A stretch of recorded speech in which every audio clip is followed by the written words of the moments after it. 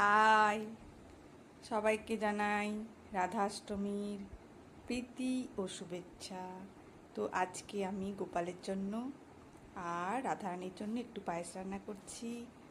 তো চলো সেটাই তোমাদের সাথে শেয়ার করি। তো এটা ডালিয়ার পায়েস করছি রাধারানীর জন্য।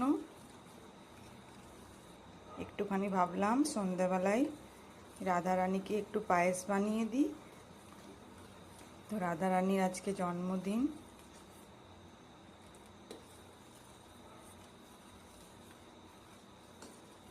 দেখো পায়েস, আর এই যে কাজু কিশমিশটা ভিজিয়ে রেখেছি, কাজু কিশমিশটা এবার দিয়ে দিই।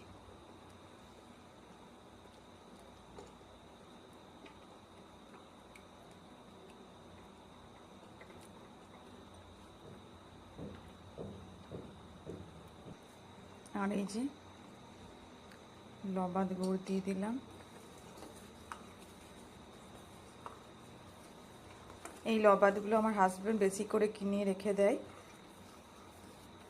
আগের বারে তো অনেক কিনে রেখেছিল, একদম শীতকালে অবধি চলে গেছিলো। কিন্তু এইবারে একটু তাড়াতাড়ি শেষ হয়ে গেল। আমি এইগুলো দিয়েই পায়েস করি সাধারণত।